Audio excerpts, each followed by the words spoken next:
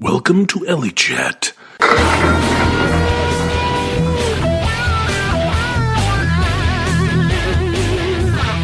Your home for exclusive news and commentary on the internet's only podcast about Candlepin Bowling. Brought to you by the Lords of Candlepin, Frank DeLuca and Rich Lamoni. Email the show at alleychat.frankface.net.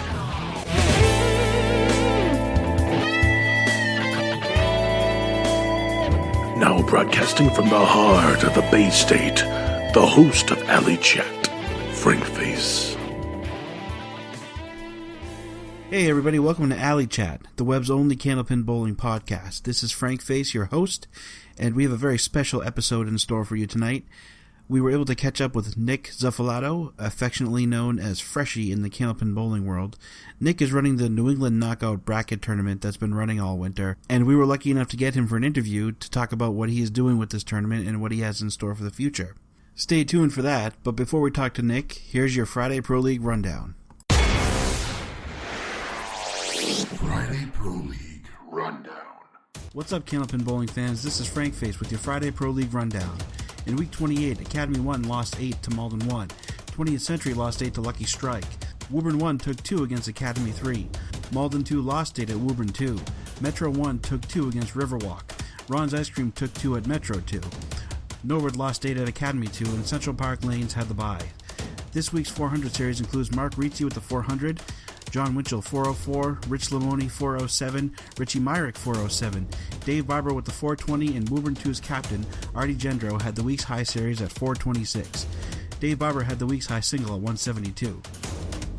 After Week 28, your standings are Lucky Strike in first place, 186, Academy 2, 168, Central Park, 165, Academy 3, 159, in fifth place, 20th Century, 144, Academy 1, 125, Metro 2, 122, Ron's Ice Cream, 121, Malden 1, 117, in 10th place, Riverwalk, 112, Metro 1, 101, Norwood, 87, 13th place, Woburn 2, 85, Malden 2 at 46, and in 15th place, Woburn 1 at 44 points. Matchups for Week 29 are Lucky at Metro 2, Woburn 2 at Central, Norwood at Woburn 1, Academy 3 at Academy 2, Ron's Ice Cream at 20th Century, Academy 1 at Metro, Malden 1 at Riverwalk, and Malden 2 has the bye. This is Frank Face, and that's the Friday Pro League Rundown.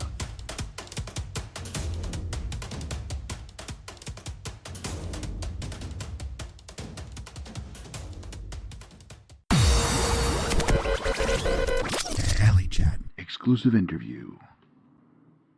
Hi everyone, welcome to Alley Chat. This is for your host Frank Face. I am here with my co-host Rich Lamoni and Kyle Bruce. We are also joined by a very special guest, Nick Freshy Zuffelato. He's running the New England Bracket Knockout Tournament. What's up, Nick? Nothing much, guys. I'm really excited to be on here. Good. Thanks for having me. Yeah, we're excited to have you. We're going to talk about your bracket like we've been doing the whole time. Yeah, I've been following it. It's finally on here, so I'm excited. Like Good, I said, good. So, tell us a little bit about it. How did you come up with the idea? How's it running? Well, I couldn't be more happy with the results and everything. It's funny that you ask how it came about because it was just a simple Facebook page on the Candlepin Chat group. Okay. And which Rich doesn't know about. Facebook list, Rich. Correct.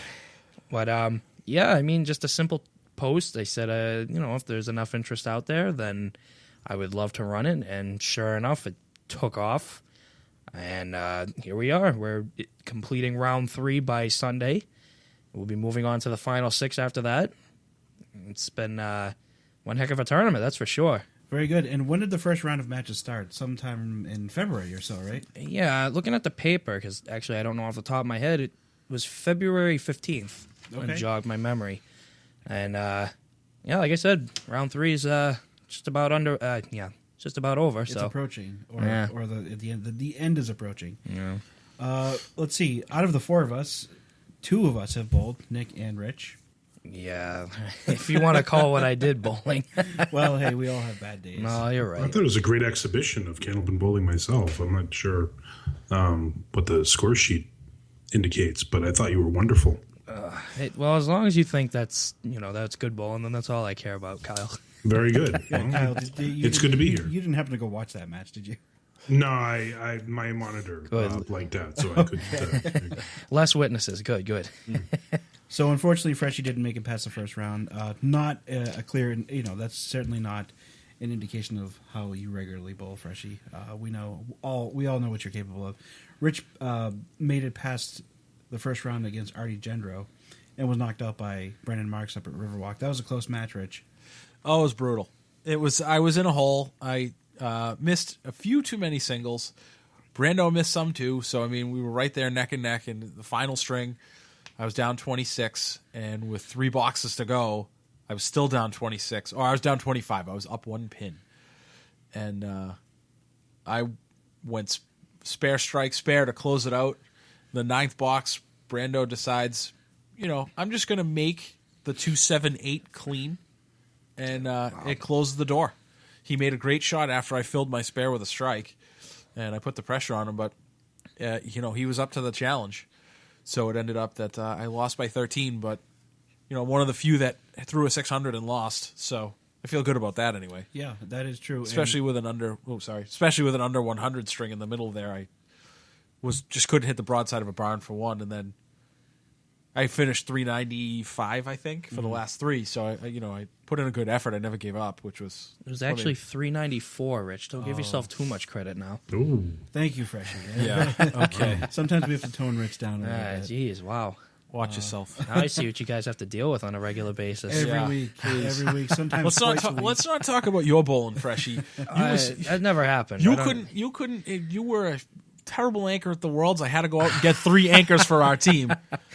Hey, in all fairness, I did I'm hit a only couple of those shots. Yes, you did. I know. I'm only kidding. So, Freshy, tell us more about the tournament. What are your plans? Are you going to keep this going every year, or what's the deal? So yeah, I've got some ideas floating around. I want to get the next one. This is my personal goal. I want to get the next one going by the beginning of October. Oh, wow. I thought about doing a summer one, but let's face it, there's not enough bowlers to really get a bracket going over the summer. You got some heavy hitters that do take time off in the summer. So, I'll let this marinate, bring something up at the captain's meeting, and, just hopefully advertise it enough. My goal is to get to 64. I had initially planned to get to 64 for this one, but I think with, not enough advertising or exposure, if you will, it only got me 48, but I'm happy with 48. Yeah. We made it work. But yeah, no, go check out the New England Knockout Facebook page. Stay updated. Little poke right there on that one. There you go. That's totally fine. Do it all you want. You've been posting results up there, photographs of the scores and everything like that. And people seem to be having fun with it. They're interacting and talking about it. Yeah, this is something that the game needs. Anything to keep people interested and engaged. Mm-hmm. And, I add more people to the Facebook group, the New England Knockout Facebook group. And, the more people that see it, the better. So hopefully people really like what's going on. I have a question. Good. Am I still in the air? Well, yeah, of course. You haven't fired me yet? Okay, No, very good. you're the top employee. Oh, don't say employee. Yes. You're dog. one of them. My question is this. I want to know why the plan was to proceed after the third round with because that's the roll-off, correct? After the top 6 has been determined? You're referring to the final 6. Yes. Yes, you're correct. Yes, that's technically a roll-off. Basically, the way it works is you have 2 brackets of 24 people. And when you get to the end of each bracket, you have 3 people in each bracket, so you have 6 people total. Right. And the way to weed out the odd number, or the way that we had decided on, was to have a 6-man roll-off, with the top 4 moving on, and you're inserted back into a bracket style, with but the bottom 2 are eliminated, is what it is. So you got 4 that move on, and bottom 2 are eliminated. So, okay, sorry. Go ahead. Go ahead. Well, I was just thinking, if you have, what if you had, 1 against 6, 2 against 5, 3 against 4? Have that happen, and then... Yeah, but then you'd be down to 3. Yeah, that's why it doesn't work out, because we got to get from 6 to 2 or 4, And I feel that the fair way to get to that point is to just eliminate the bottom 2. That way you're left with 4 people, and then you go back to 2 brackets. So, I mean, I felt like that's the fair way to do it. And then the top bowler for the top 6, they get to choose, which bracket they want to be inserted into, because obviously the 2 different brackets have 2 different houses. So, Right. a little bit of incentive right there, Very good. I see. I didn't realize that part. Okay. Oh, really? Oh, well. So, in other words, if you're the top bowler, you get to pick your house and your opponent? No. You Just get the to house. just the Just house. the house. Yes, okay. because And you're bowling against the 4th seed. yes, correct. If Gotcha. you are the top seed, and then the 2nd and 3rd seed will obviously Choose or they'll take whatever house isn't chosen. And it's between Lucky and 20th Century. Is that right? Yes, correct. Those are the last 2 houses. Very good. Very good. Nick, what were you thinking? In terms of your choices for the houses. I really didn't have like a thought process on it. Somebody pointed out that I should have kept it in the houses that are in the pro league, and I don't know why I didn't think of that, but I just kind of went with houses that seemed like a fair distance from Metro, because that's the center point in the pro league. More or less, yeah. So, Pilgrim's like a solid 35 minutes, give or take, for Metro, and Hyde Park's probably like 40, 45 minutes. Sure. And those are the 2 furthest houses you're going to travel from. Oh, no, I apologize. Riverwalk. That's about 40 minutes from Metro. Just about, yeah. So Yeah. you got about equal distance from, your 2 further houses. So, I was surprised not to see Central. yeah, I should have put them on. I know Chucky would have gladly taken us. Of course. He did it last time Yeah, and when Mac was running it. yeah, and that goes with, me. I should have decided to keep the houses that were in the Pro League. So, something that I'm going to, or I should have considered, I should say. So, I don't know. Well, I mean, people have their opinions. I don't know if I'd necessarily agree with the fact that they should be in the Pro League, but, more houses maybe. no, well, it's funny you actually say that, because it's one of the twists that I'm going to implement in the next bracket. Okay. Instead of having this be like, random drawn houses, I think what I'm going to do is each match, you're going to determine where you bowl. Because there was an instance when Irby and Mike Legendre, who were both on like the Rhode Island line, they had to drive all the way up to Pilgrim. Okay. Or, not Pilgrim Academy, sorry. But, you see if they could choose, they obviously wouldn't have drove all the way up there. So I see. So, well, okay. So, and is that for all rounds? Well, maybe I should implement like the final match, be at a certain house. I think everyone should drive up to Brewer, I think. Why not? I'd be Bangor? fine with that. That place isn't bad. Yeah. Talking about Bangor? Yeah. Yeah. Never bowled there. For every round. Ah. And have it over, a couple months. And not a big deal. I mean, 4-hour rides. Who wouldn't want to do that? Would there be some kind of trophy involved, Kyle? No, there'd be a title belt. Oh, okay. Oh, no. No Excellent. comment. Well, moving on. Well played. I would like to take this opportunity just to make a plug while we're focusing on this tournament. Go for it. I have had a numerous amount of people come up to me and thank me for running this tournament. But, in all honesty, it's not just me. I have had an unbelievable amount of help from certain people. And I want to give thanks to these people. Chris Winiars, I know you tried helping me. You did great in contacting some houses. Mike Machichi, same thing. I know you contacted Woburn. You got them for me. Dave Barber, you did an unbelievable job making the bracket and pretty much helping me, holding my hand, I should say, through this whole thing. And Frank, I actually want to give you a thanks for showing me the sign-up site. Oh, great. Yeah. Yeah, you did great with that. That made sign-ups so much easier. Yeah, I was going to ask how that worked out for you. Cause... It was incredible. Okay. It really was. I mean, it was so easy to keep record of who signed up. So, thanks again, buddy. Of course, no problem. I'm glad it worked out for you. I wish I could be bowling in it, but Yeah, next time. that's another story. Why would you pick October to start the next one? Just with the Worlds coming up in November. That's gonna kill it right in the middle of it. Oh, it's actually a good point now that you say that. I didn't think of that, to be honest with you. But I'm going to roll with your question. The reason why I thought October was because, you know, you got the Pro League that'll be starting up by then, or it would have already started up by then. I want to give it enough exposure to give it enough ground to run on. So I figure, you know, whatever the captain's meeting's August. I mean, you got people that still aren't going to be fully engaged in bowling by September. Give them till October. Maybe they'll be more inclined to do it, you know?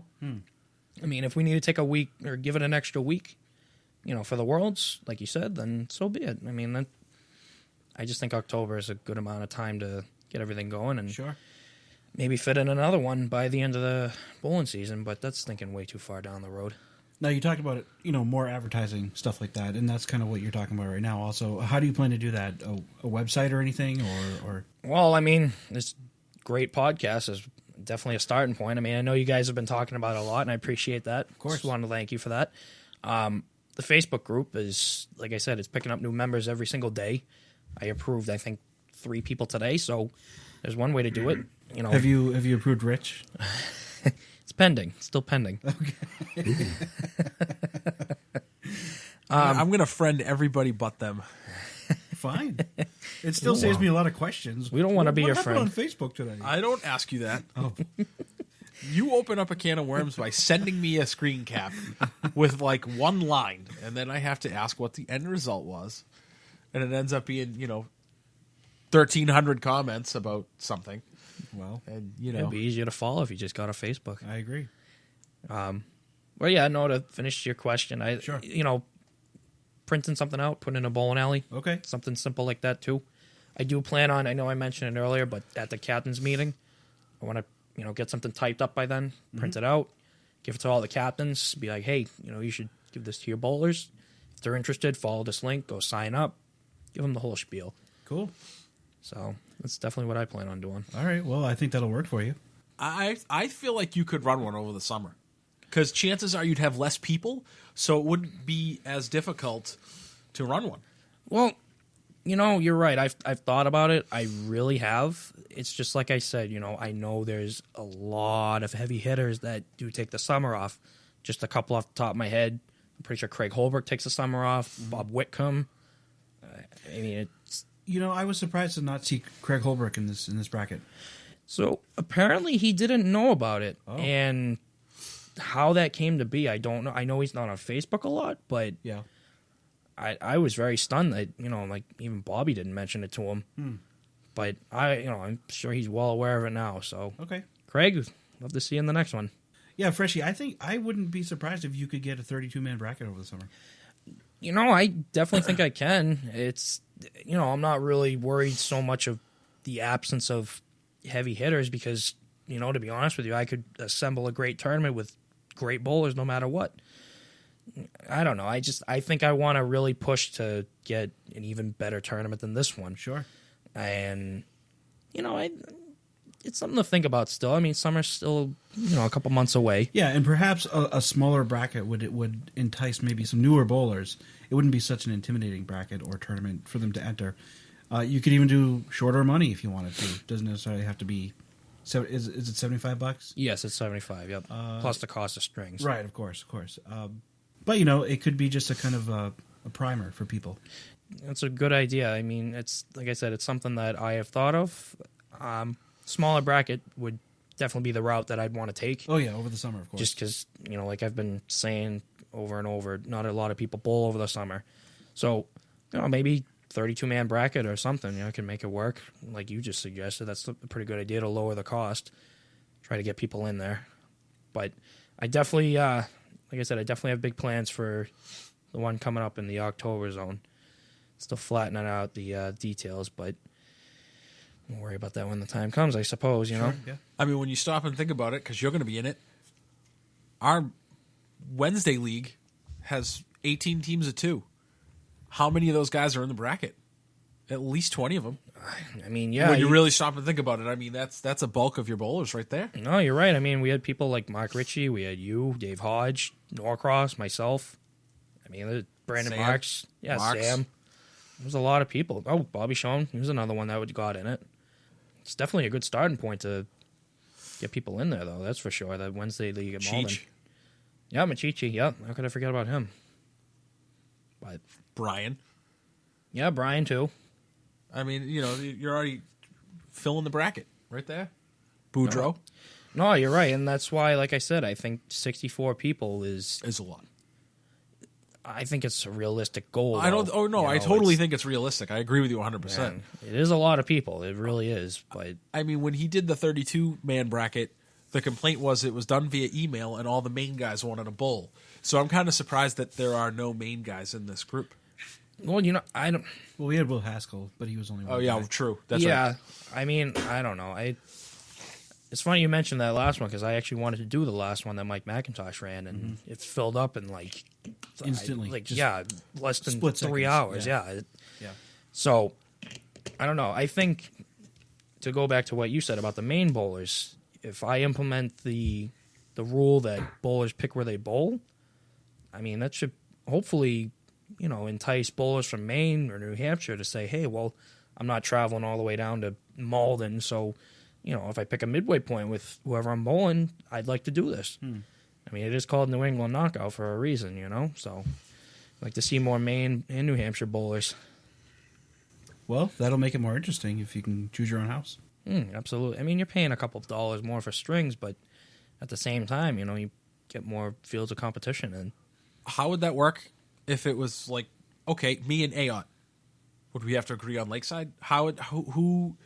What if the only way I can go, the furthest I can go is Pilgrim, and he can't make it to Pilgrim? What do you do in that situation? Because that's something we need to concern ourselves with. it's good that you actually asked that question because I had a plan to go, and the rule that I was going to go with is if the bowlers can't agree on the house, then I would step in and say, okay, well, Jim, you're from wherever, and Rich, you're coming from wherever. Let me see what the midway point is. Mm-hmm. I'll figure out the midway point, and I'll tell you guys, okay, well, you're bowling at, this house, and, we'll just go with that. If you guys, like I said, if you can't figure out a place to bowl. You could also have if that's a good idea, but you could also have a random draw of, say, like 10 houses, Woburn, Lucky, whatever the order is, and say, okay, you guys can't decide. The first is, I'll pull out of a hat, Woburn. You're going to Woburn. Well, I mean, that's a good idea, but at the same time, too, you got to remember, like, I want to try and entice people No, I from know further that. distance to come. And if I say, well, you're Jim, you're going to travel, 60 miles here, and Rich, you're going to travel 60 miles, that's way ridiculous of a number, but you get my point. Like, just figure out some sort of midway point for you guys and make it as easy as possible. And maybe this way we could grab some Western Mass bowlers, too. I'd like to see that, too. I mean, I got Steve Renaud Jr., Yeah. and I know it's a hike for him. Believe me, he made that clear that it's a hike. I mean, there's great Western Mass bowlers out there. I know I was speaking to one of the Western Mass guys, and the reason why his name's Justin. I don't know how to say his last name. I apologize, Justin, if you're listening. I think I know who you're talking about. Lapon, Laponese or something. Yeah. Yep, sure. but he had actually brought up that point. He said, I don't want to travel all the way out there. So, again, implementing, bowlers pick where they want to go might entice Western Mass guys out there to participate in this. I mean, heck, who knows? We can go above 64. We're making 48 work. So, I mean, works in. It's too bad you couldn't group it by region. Yeah, that's my thought. If you could get enough main bowlers, you would have like 16 main bowlers, and then they would battle it out in Maine. And then you'd have 16 Western Mass, 16 New Hampshire, 16 where we are. Yeah, and then the winners of the regionals would face each other in the final four. At Metro or something, because that's central to pretty much everybody. Right. Well, I think, and it's something that again has been brought up. I know I've talked to somebody about this, but the only problem is if you do like the top four at whatever Metro, it kind of goes away from the knockout format. Well, it would be really cool to say we have 4 different regions and we're going to go with it. It's just at the same time you're changing the final match, and I don't know. It goes away from the New England knockout format. Well, it would still be a knockout. It's not like that would go away. You would have the, instead of do it by seeding, you would just say like the main winner is going to face the winner from Eastern New England, and Western's going to bowl against New Hampshire, automatic, regardless of seeding. Yeah. And then the winners will face each other at some other place. I mean, that would work. It'd be really interesting, like I said, to get a bunch of people engaged. Something to consider, that's for sure. Yeah, well, it seems like you're open to ideas and suggestions from people, so. I've been receiving so many different suggestions and comments from multiple people, and yeah, it is overwhelming, but, it's still a lot to think about. Sure. I mean, I want to try and make these tournaments, awesome for everybody. So I do appreciate all the feedback, that's for sure. Just keep in mind, you can't make everybody happy. I know I couldn't make everybody happy. I know there were some people that didn't want to do the tournament because it was $75, and that's just one of the things that people have mentioned is, why $75? Why not $50? And, that's a whole nother story. But the point is, like you said, Rich, you can't make everybody happy, and unfortunately, that is how it goes. I mean, we have these tournaments out here to get people involved, and, if you can't do it, you can't do it. It's nothing against you, but, this is just how I decided to run it, so. And it sounds like there'll be other ones, so. Oh, absolutely. People miss out on the next one. Yeah, I want to keep doing these as much as possible, I mean, having as many tournaments available is important to this game. Absolutely. And if this is something like I said earlier in this broadcast, if this is something that gets people more involved, then awesome, it's great for the game. I'm glad you're doing it. Well, In all sincerity. No, I'm serious. And I think I've said this to you before. I think the game, to your earlier point, the game does need things like this because when the game was at its healthiest, there were multiple TV shows. There were tournaments going every weekend. And this is a way for the bowlers, if nothing else, to, network in a way and, get to know each other while bowling for, a lot at stake. So I think this is a great thing. And, this is your first big tournament. So it's only going to get more refined and better as you fine tune it. So kudos to you. Well, thanks, Kyle. I mean, it's like you said, couldn't have said it any better. The game needs stuff like this. I mean, you think about it in the past year and a half, there's been so much that's popped up, different TV shows and tournaments, and it's all great to see. We do need as much as we can get and as much participation as we can get. So, like I said, anything to keep this great game going. Yeah, there's no such thing as too much bowling. No. I agree, Kyle. No such thing, absolutely not. So, Freshy, what have we seen in this bracket so far in terms of match completion? We've seen some upsets. I know that for sure. There have been some matches that nobody could ever have predicted happening. Mm-hmm. I mean, the first one that comes to my head is just Jessica Stockton versus John Winchell.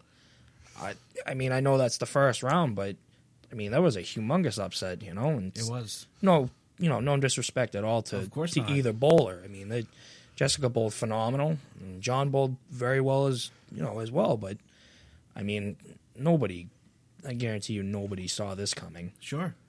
But I was at the match and I was texting you during it. You seemed just as surprised as I was. Jess bowled fantastically. She couldn't miss. It was just unbelievable. Big congratulations to her. And she stuck with Dave Barber pretty high. She did. She stuck with Dave Barber pretty well, too. Yeah, so. In the second round, she opened up with a 151 game to put Barber in about a 25-pin hole. Right. And, I mean, I watched that match, too. I don't know. She seemed like she was getting, no breaks on her side. So, things like that happen, But, how Dave can just keep going. Of course. Especially with the year he's been having. Yeah. So he smelled blood and he just kept going. Mm-hmm. We've also seen some pretty huge strings thrown, too. Yes. What comes to mind to me is Mike Legender. Mm-hmm. Up in the 180s. Brandon Marks up in the 180s. Yep, same thing. Brandon, like you said, Brandon, 187, I believe. Something like that. Mike Legendre, he was losing by 20 in his match. And he comes back with a 184 to beat Irby by 20. I mean, imagine that. That's the kind of stuff you want to see at these matches. This is the best of the best, really. Well, especially with Irby throwing a 133. In that last string. I mean, thing. Like we mentioned that earlier, that it was like, okay, if he throws a 184 and Irby comes in with a clunker of a 101, okay, you expect to lose. Irby still threw a great string and finished with a 624 and lost. 624 is going to win you a ton of matches in the first round. Yep. And in the second round, in any round, 624 is a great score. Doesn't have to be the first round. And these are the types of matches that really get people talking and engaged with. I mean, even just this tournament, it's unreal some of the things we've been seeing. And I mean, I really couldn't be more satisfied with how this tournament is going. I really hope it's creating enough buzz. I hope people are seeing these matches and saying, wow, I mean, this is a great tournament. And I really hope this gets people engaged in the next one or even in Candlepin in general. So I just, like I said, this has been above my expectations the whole way. I think it's great that the guy running the tournament got eliminated in the first round so people don't think it's fixed. That will definitely invite more people into it. Yeah, well, I got beat by the better bowler. Next time, Fresh. Next time. Yeah. Even though I didn't put on a good showing, what are you going to do? It was still fun. Freshy, could I suggest that we, for the next one you do, draw the bracket on our podcast?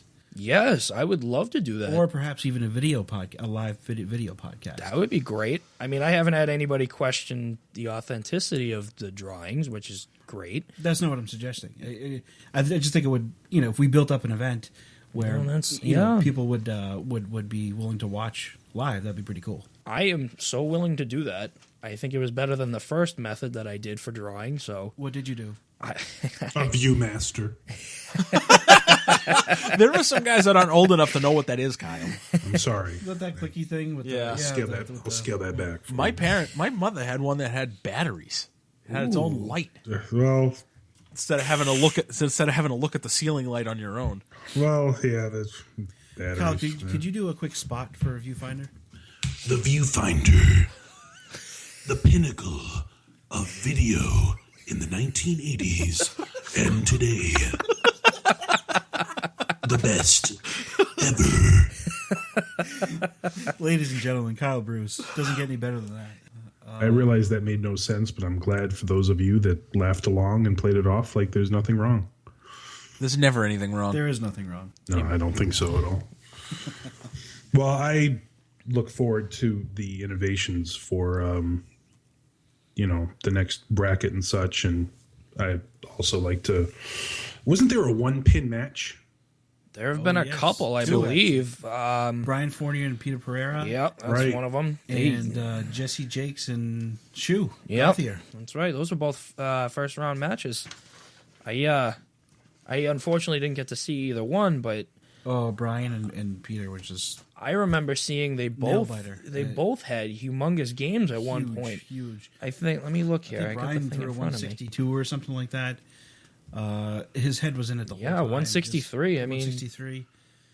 Peter, being the veteran he is, just battled. And well, that's what you expect from Peter. Exactly. Pereira. I mean, he's been bowling longer than I've been alive. Right, so, right. I mean, situations like this is probably just natural to him. Now you're just making us feel old, Freshy. Well, it's hardly conclusive at that stage. Two matches in the second round, 3 pins. I do believe Noah Rich Cross Kochi, and Reno. and Noah Cross and Reno. That, oh my God! You want to talk about a match?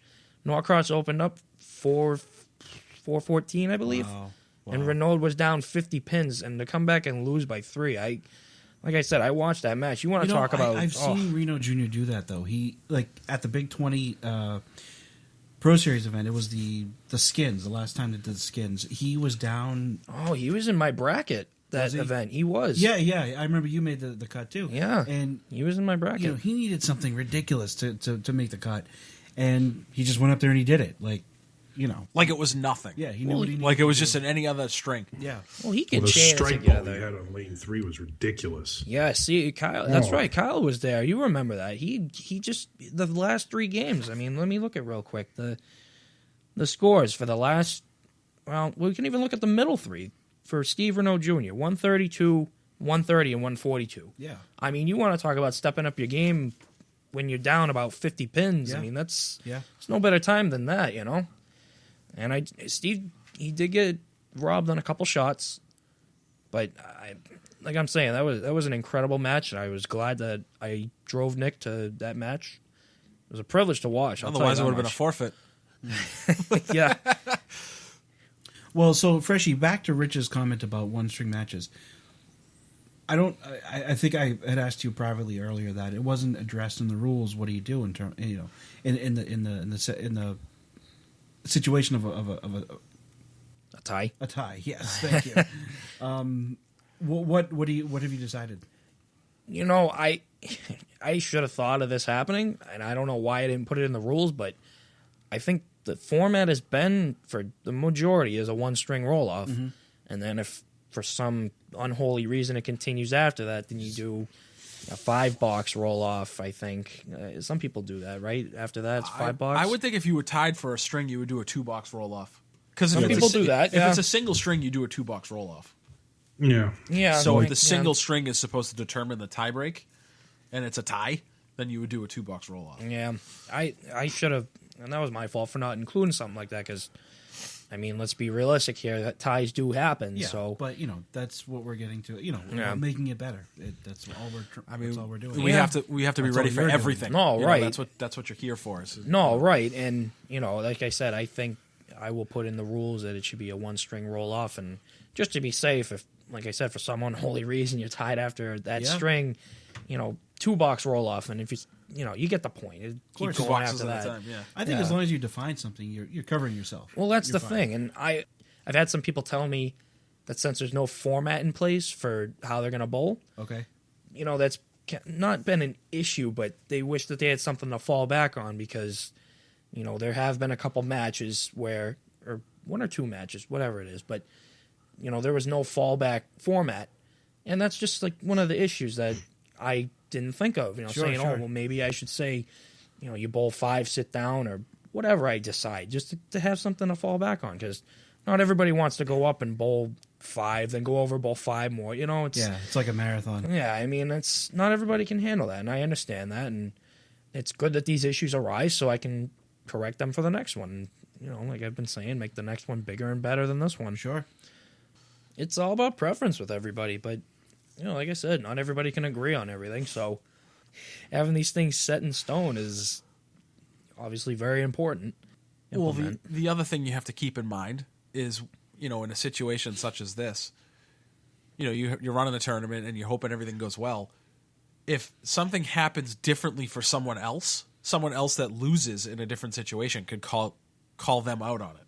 Like, well, how come they got to bowl 2 boxes at a time? I had to bowl 5 and I lost. Right, yeah. The only thing I would say for 1 string versus 2 boxes, I think the only reason that it was 2 boxes was, in my experience anyways, was for television purposes. Mm-hmm.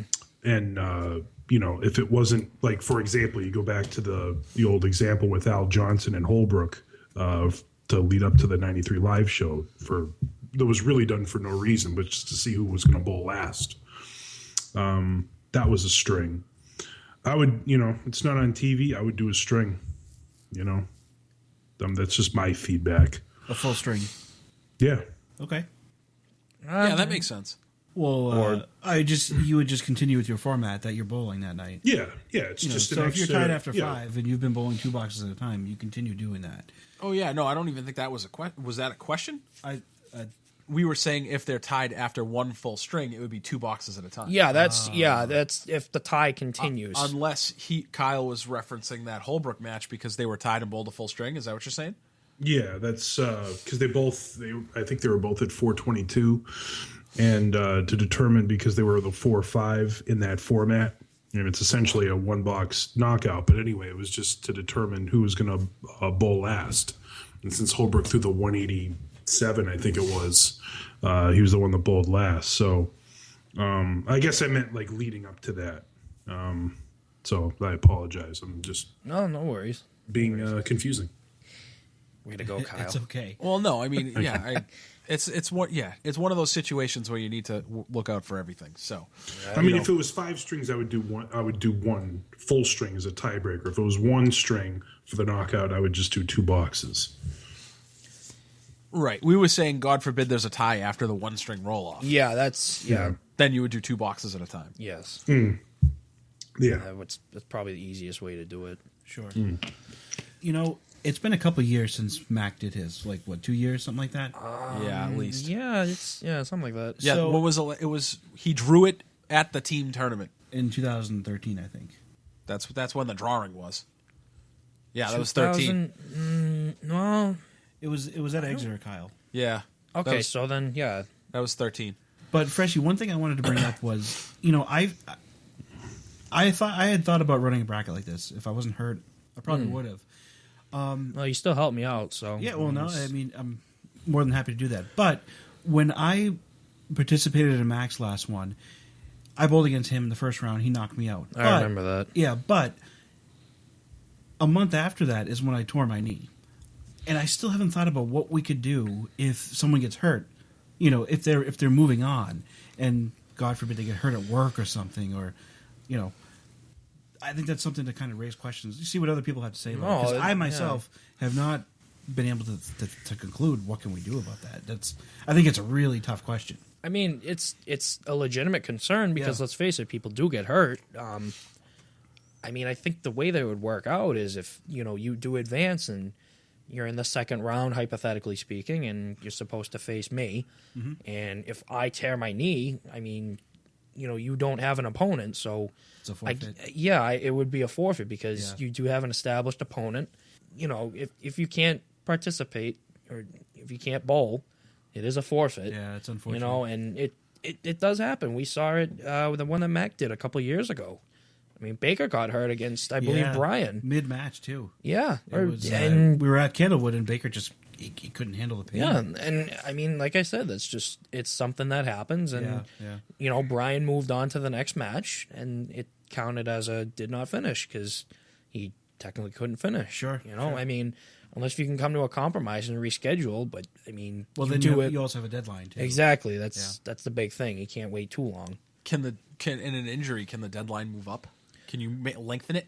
Well, see, now that's the problem. If you do that, then you got to, move the whole tournament. No, I know that. I don't know I mean, about that. each round, for everybody that's been following, each round has a predetermined conclusion date.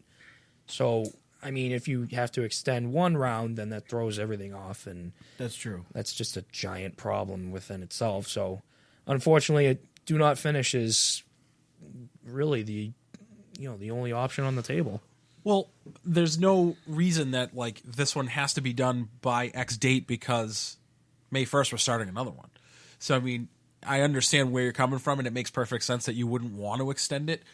But I mean, it could be written in that for an injury, it could be extended 5 days or something like that. Because no, and I believe me, I understand that point, but at the same time, it's just especially with this one, you're just going off of my tournament.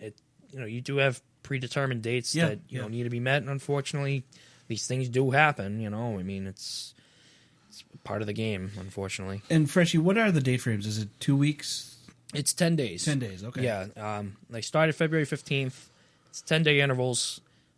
So far, it's been working out. Yeah, I think that's a reasonable time. I think I'm going to extend it to 2 weeks for the next one.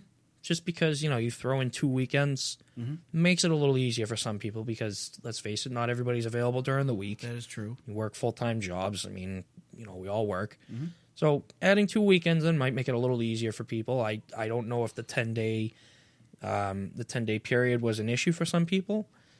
So if it is, extending it an extra 4 days will hopefully help out. Yeah, especially if you have more bowlers.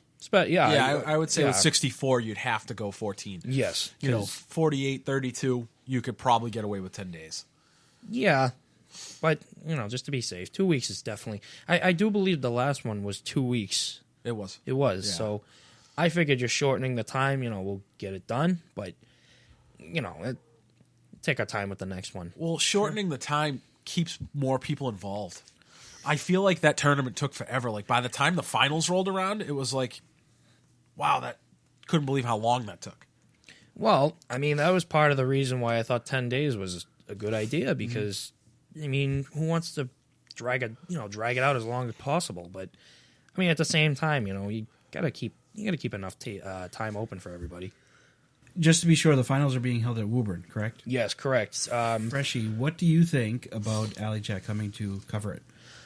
I would love it. Or is Classic Candlepins doing that, Kyle? We have to determine if we can use the equipment that Amesbury has, Amesbury Access has that day, because I think it would be great to do it. Obviously, we'd need the cooperation of Woburn to be able to shoot it that day. Sure. I don't think that'd be an issue. And, I approached you, Kyle, about bringing the gear down. Yes. I do have a backup plan. Irby had agreed to film it. Mm-hmm. I really want to get this final match on film. Yeah, I think it'd be worth it. So I do have something in place, and to all you guys in the bracket listening still, you will be filmed on that final match if you make it that far. I think it's the right idea to get something like this on YouTube and create more buzz. Absolutely. And having you guys there, that'd be even bigger.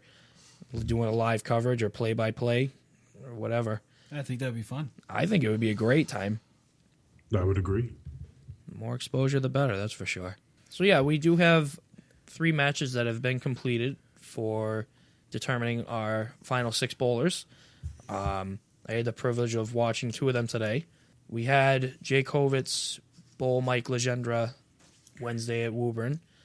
Mike moved on. He was the first one to be confirmed for the final 6. Then today we had Nick Norcross versus Brian Fuller Jr. Brian had a great showing. This was at Academy. Yes, correct, Right, at okay. Academy. He opened up with a big 159 game. Wow. And he did not let off the gas pedal from there.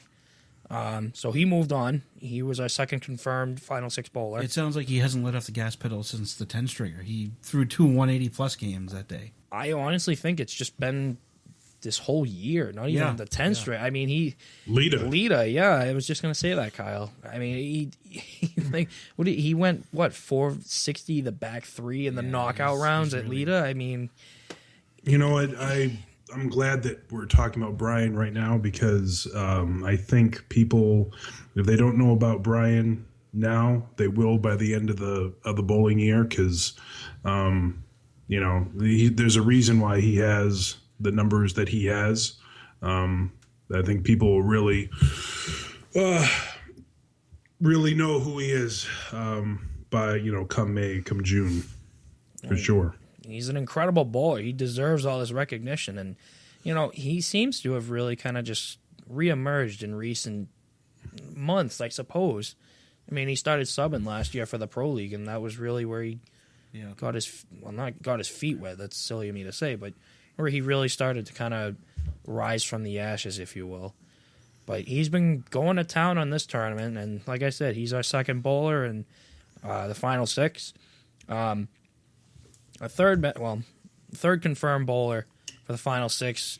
It was either going to be Dave Godwin and John Boudreau. Good match. And I got to say, that this match had such hype, in my opinion. I mean, I had a few people come down and actually watch it. I was there at Metro, and we had a few people watching the whole time. Actually, Irby videotaped the match. Oh, Irby was there. I didn't great. mention that. He drove all the way from Rhode Island, 2 hours, to come and film this match. So, I mean, you can definitely get the point that this had a ton of hype to it. But, Sure. John Boudreau was victorious in that match. He bowled outstanding. He was starting to get some rough breaks at a point, and you know how Dave Godwin can just light it up at any given time. You want to talk about somebody who has the biggest threat to throw a 4-bagger at any point. Mm-hmm. You can never count him out until you put his stuff away. So, Dave just couldn't get anything going, unfortunately. He was rolling a pretty good ball. And his score definitely does not reflect how well he was bowling. He'll tell you differently, but I thought he was rolling a great ball. But we have 3 bowlers for the final 6. Like I said, Mike Legendra, Brian Fuller Jr., and John Boudreau. And for the remaining 3 to be decided, we have, Bobby Whitcomb against Brandon Marks. Yep. That's at 20th Century. Let's see, who else? Jimmy Keefe versus Sean McKinley. That's a big match taking place at Pilgrim. Mm-hmm. The third and final will be Dave Barber against Keith Beaupre at Malden. Freshy, are these all scheduled? Yes. I do believe they're actually all for Sunday, March 15th. Yeah, okay. March 15th. Wow. So we will have our final 6 by the beginning of next week. We will know. I'm excited. It's going to have a great field of bowlers, though, when we do determine the final 6. So, looking forward to it. Is there a predetermined date for the 6-man roll-off? Nope. Okay. It's it's going to follow the same thing that we've been doing. Yeah. Everybody's got to pick a day that works for them. Okay, so they all do have to be there at the same time. Yes, correct. Very good. I think that's reasonable. Well, more fun. Well, that too, yeah. I mean, I think giving that some exposure could draw a pretty good crowd for all we know. Sure. And then, of course, we have the finals to look forward to at Woburn. Hopefully, they'll be rolling out the bleachers there. I hope so. I really want to get the final match hyped up. Yeah. I mean, as everybody who has been to Woburn knows, their capacity is fairly large. Sure it is. And I think it, will put on a better show for everybody. Everybody knows that they're being filmed and there's a crowd there. So Sure. we'll see what it brings. How is the 6-man roll-off going to work? Are they going to move one string to the right, one lane to the right after each string? Has that been determined? No, because I don't know what night they're going to bowl. I mean, it really depends on what night they bowl and when they bowl, because Metro Bowl obviously has its different Leagues, availability and so on and so forth. So the two ideas that I have 6 lanes. You roll one game on the lane, you move the lane to the right. Bowler on the furthest lane to the right goes all the way to the left. Blah blah Sure. blah blah. Or you have 3 lanes, and you double up on each of them. Each guy bowls 5. They sit down. They go up. They bowl their other 5, and they can either move or stay on the lane. It really all depends, I guess. Yeah, I mean, you have the manual scoring there, so they could bowl on any lane, and you just score it all on one monitor. Yeah, you just put in. You don't want to put names in and just keep track of the scores. That's really it. I mean, you don't need to do anything too crazy. But it really all depends, like I said, on what day they decide to do it. Getting 6 guys together is going to take coordination. So, Guys, do we each have a pick to win this tournament? oh boy, I'll let you guys pick first because I really don't. I don't know right now. I got to kind of take a second to think about it. Kyle, do you have a pick? Well, I am biased, but I'm going to ride the hot hand. I'm going with Fuller to win it all. I am going to agree with you. I think he's just too hot right now. Bobby Witt's going to repeat. I think another guy that certainly is right there is Boudreau. He's the last, month, 6 weeks or whatever. He's really stepped it up. But I just feel like if it comes down to he and Fuller, I'm going with Fuller. Yeah, I think so. I'm going Fuller all the way. It's like I said, it's tough to judge. I mean, Fuller, he's been just absolutely red hot, and I mean, I don't know. At this point, he's definitely leading the pack. I mean, I'm gonna just kind of stay neutral. I'm gonna stay neutral on this, but Fuller, he's been outstanding this whole tournament and every other tournament he's been doing. I mean, John Boudreau.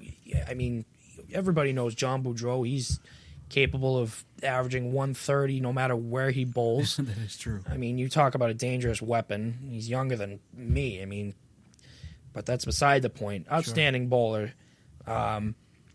Mike Legendre, he's another one who's been, I think, turning a lot of heads. And Yeah, he's kind of come out of the woodwork. yeah, he's been. I mean, he had to beat some great bowlers to get here, and he, like we mentioned earlier, he had probably one of the best finishes I've heard of in a long time. So, I mean, you want to talk about continuing momentum. He's more than capable of doing it too. Bob Whitcomb, Brandon Marks, 2 great bowlers as well. Yeah. We'll see who dukes it out there. McKinley, Jimmy Keefe, also outstanding bowlers. Keeley's been around longer too, or a long time. And Dave Barber, Keith Beaupre. Everybody knows these 2 guys. Dave Barber has been having a crazy good year. Sure. Keith Beaupre, you want to talk about throwing an explosive ball? He's a perfect example of it. Either guy capable of doing some serious damage. And that just goes to show you the caliber of talent you've recruited for this bracket. Yeah. Well, and the thing with that too is if he gets by Barber, he's going to be bowling the 6-man roll-off at Metro, Yeah. which favors Keith Beaupre. I mean, he bowls there all the time. Sure. So, I mean, he's going to have to be confident walking in the door. It's his house. Confidence is a huge thing, as any bowler knows. Being comfortable. So, we will definitely see how it unfolds. Every single bowler that's left is more than capable of winning this tournament, that's for sure. All right, folks. Well, there you have it from Nick Zuffelato, otherwise known as Freshy, running the New England Bracket Knockout Tournament. Check out his Facebook group. Rich can't do that. That's on Facebook.com. Thanks. You can be added to the group by either Freshy or someone else. Anybody. Who's part of the group. Be sure to check out the podcast website, alleychat.frankface.net. Send us a text message or leave us a voicemail at 617-863-CHAT. That's 617-863-2428. We'll talk about it on the air.